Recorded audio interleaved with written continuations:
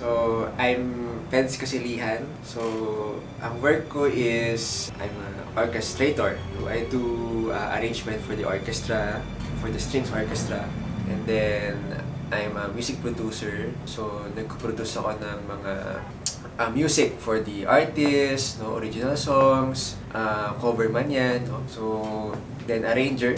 And then lastly, I do teaching on side, no, music teaching such as violin, viola, then teach piano also, and I teach guitar also. So, yun.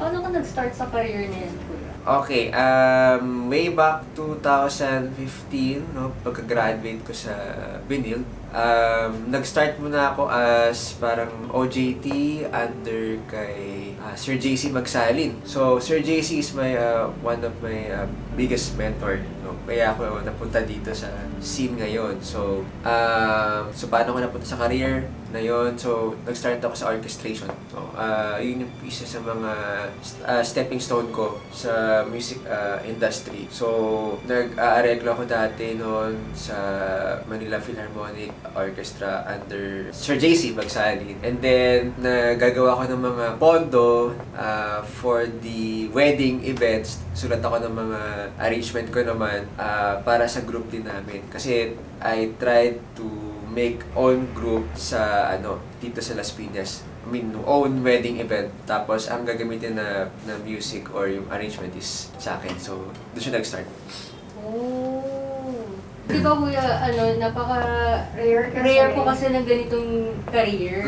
Okay. So, kapag sinabi mo doktor, alam na nila ganito na yung benefits ng mga doktor. Paano mo pag sa career niyo, Kuya, ano yung pwede niyong ituro sa viewer doon yung benefits na meron? Kasi baka meron pong mga viewers na gusto rin maging katulad niya, Kuya. Okay. So, okay, benefits. Yes, actually, one of the rare nga yun yung mga orchestrators. Well, actually, yung music producers there are a lot of music producers na dito sa Philippines. Pero yung sa line ko, yung main line ko is orchestration is one of the very rare. So, ang ipapayo ko sa mga viewers, siguro try nila mag-explore ng other courses sa college. Let's say yung mga may passion talaga sa music industry or sa music performing, ganyan. Why don't they try to explore other courses not only in performing parts, no? Kasi madalas performing arts marami ng performers ang kakaunti yung mga nag-aareglo, no? So that's why yung mga arrangers is halos makikita mo very small world lang, magkakilala lahat halos ng mga arrangers kasi kakaunti lang yung mga nag-arrange. So yung mga ganon na courses like sa Benil, yung ino-offer nila na CSB or ABMP music production. So they will teach you a lot sa mga ganitong rare na career like orchestration or music production, mga ganon. Yeah, try nila yun. Or they could try also the music technology na courses. Kasi pwede naman nila pagsabayin yung music performing and music tech at the same time. Para hindi lang puro performer ka, may alam ka rin iba na pwede mong gawin. Speaking of very rare kayo, di ba, na arranger, ito ba talagang gusto mong gawin ever since high school or nung bata ka pa? Yung vision mo? Okay, hindi ko siya naging vision. Napunta lang talaga ako dun. Kasi way back high school, ang binivision ko is maging classical violinist. Kasi nagko-concerto ako, gano'n. Parang solo violin player. Yun yung binivision ko talaga. Kaya nga lang, something happened nung nag-audition ako dun sa Saints ko dati, or entrance college entrance exam. Hindi ako pumasa, no? So, dahil doon, parang na-divert yung vision ko parang, siguro hindi ako talaga performer. And then, napunta ako ngayon sa St. Paul's. St. Paul, pumasa ako ng music teaching. Pero another choice pa ako, which is the CSB. Sabi ng nanay ko, why don't you try CSB? Meron silang music production, meron silang multimedia, baka mapagtipuan mo siya. So, sige, try lang ako. And then, first choice ko nun is multimedia pa. Second choice ko, music prod. Pumasa ako sa music prod. Tapos, ayun, doon nag-start and then, thanks God kasi nagka-scholarship ako. Half, no? Kasi pag hindi ako tutuloy doon kasi napakamahal ng, ng tuition fee. So, ayun, yun yung nangyari. So, na-enjoy mo na yung process na nandun ka sa music prod? Oo, parang, may ganito palang, may ganito palang scene na parang you record stuff, you record music, you make your own music from scratch. How do you do that? Yung mga, how do you create your own sound? Doon ko lang alaman yun sa sa Benilde. Kasi ang alam ko lang talaga mag-perform, violin, guitar, play guitar. Hindi naman ako kumakanta. So sakto din, parang may din kasi ako mag-areglo. No? Kasi nung high school, nag-arrange rin ako, parang nagsusulat-sulat na rin ako nun eh. So parang hindi ko rin siguro akalain na doon ako pupunta sa scene na yon na magiging arranger ako nung pagpasok ka ng Benil. Kasi mas doon ko nalaman kung saan talaga ako papunta. Parang hindi pala ako talaga purely for a performer. Mas pala sa akin, mas napunta ako sa orchestration, arranging, gano'n. Pero based kasi sa social media mo, di ba, sabi mo nga, mostly nag-arrange ka. Nagper-perform ka pa rin eh. So do you really like doing both? Actually, yes. So, I do really like performing both.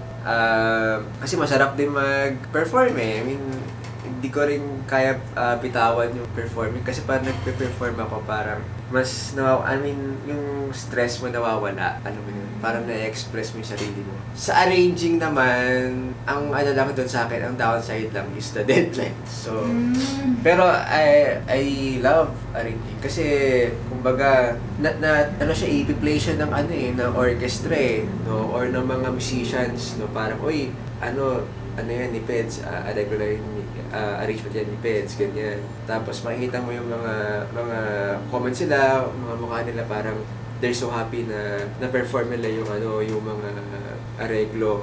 So dahil doon parang nakakataba siya ng puso, di ba? Parang, I want to do more. Parang gano'n. So, yun nga lang, deadlines, no? So sakto din naman. So, let's say, stress ko sa deadlines. Sige, perform na.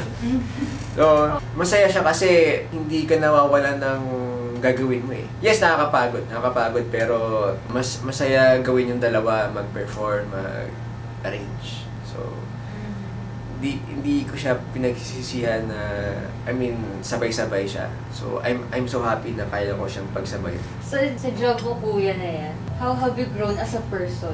Actually, madami.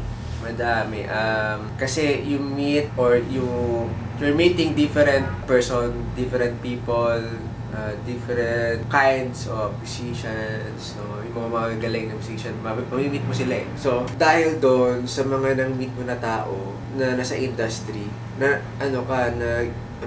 nag-grow ka. Hindi lang sa skill mo as a musician, skill mo as an orchestrator, as an arranger, as a music producer. Hindi lang doon eh. May makukuha kang mga attitude, personalities, how do you deal this kind of things, how do you cope up with the deadlines, kasi makasama mo sila sa trabaho eh. Yung mga tao yun. So, dahil doon, dami ko natutunan. So, nag-start ako 2015 as a freelancer. Hindi na ako nagpa-employed. Parang sabi ko, sige, gusto ko talaga to na mag-freelance. So, kumbaga, nangangapa ka pa eh. Yung first ko na year, sobrang hirap kasi may mga clients ka na sobrang harsh. And I think that's normal kasi ano ko pa lang, parang college, fresh graduate. So, mga kliyente mo, mga veterano na. So, dahil doon natuto ako kagad kasi dahil sa kanila na marami experience na transfer sa'yo yung mga experience na yung kagad sa mababang age pa lang. I mean, 20 plus pa lang ako noon. Dami ko nang natutunan nung pagka-graduate ko. So dahil sa kanila, nag-grow ako sa, how to deal with them, mga client, how to deal with, yun nga, sa mga deadlines, how to arrange ng ganito, mga ganyan stuff. So business stuff, music, production stuffs, no? So dami kong matutunan. So ayun. Na-mention mo nung earlier years, diba, na may mga harsh clients. So, syempre, nasa early 20s ka pa nun eh. And fresh grad. During those years, naisip mo ba na mag-give up na sa career na to? Okay. Yeah, good question, no? Actually, hindi ko siya inisip na mag-give up ako. Kasi na-experience ko na yung harsh comments nung bago ako pumasok ng college eh. Pag-entrance ko sa sales ko. So doon pala parang, okay. Parang doon ako na-down talaga. Parang ayoko na mag-music after what happened. So nung nagkaroon ako ng first client na, first client pa yun sobrang meticuloso, harsh talaga sa mga college fresh grad. Tinake ko siya as a learning experience eh. Hindi ako natakot dun. Parang, ano lang yun, kasama talaga yun sa music productions. I mean, simula talaga yun. I mean, there will be always na ganun, no? Hindi mo kaya lahat i-please yung mga clients mo sa gawa mo. So, yun, nagkaroon ako ng napakaraming revision. Paano i-interpret yung mga gusto niya mangyari, no? I mean, paano mo siya i-execute sa technical stuff, sa music stuff, sa music arrangement na gusto niya mangyari. Kasi hindi niya ma-explain syempre, in technical stuff. Kaya nga, ikaw nandun to interpret what the client needs dun sa music arrangement. So, hindi ako natakot dun. So, I move forward para matuto pa. Kasi starting yun eh. So, I mean, ito na yung pinaka-inihintay ko na mangyari. Magkaroon ako ng client. I'll start from there. So, yun nga, nagbunga after that. Nagsunod-sunod. After nung project na So, speaking of growing up as a musician, so, as a musician na all-around kay arranger, diba? Nagko-compose ka rin, diba? Dati. And dati, ay, performer and teacher. So, what do you look forward sa sarili mo 5 years from now? Yeah, good question. Actually, marami na akong na-division 5 years from now. Malapit na tayo maging 30. No, andun na tayo sa konti na lang, 30 ka na eh. Sige, so sa sarili ko, na-division ko sana itong Pedro's Music Studio naging big. I mean, maraming mga teachers, maraming mga students. Yung na-revision ko, parang, kumbaga, gusto ko na rin para maghanda na magpahinga konti-unti, para mag-lay off ng konti. Tapos, mag-train ng mga newbies or yung mga aspiring arranger na sila naman yung maghanda. Then, ako yung mag-transfer ng knowledge naman sa kanila. Pero, syempre, at the same time, I do arranging pa rin a bit. Kasi yun yung ini-aim ko dito, mag-grow yung Pedro's Music Studio as a big industry. No? And then, syempre, para sa sarili ko din naman, yun nga, magkaroon din ng sariling family. So, hopefully, sana mangyari talaga yun in 5 years from now. Magkaroon ng, sariling family, syempre, may wife, ganun. So, I was aiming for that. I mean, may Pedro's Music Studio ka, lessons, productions, tapos you have this simple na, family life. Yun yung vision ko 5 years from now. Oo. Parang hindi na ako nag-i-aim ng parang maging pinaka-the best na na ganito. Ang sa akin lang is maging big name itong Pedro's Music someday. Someday. Oo, ganun.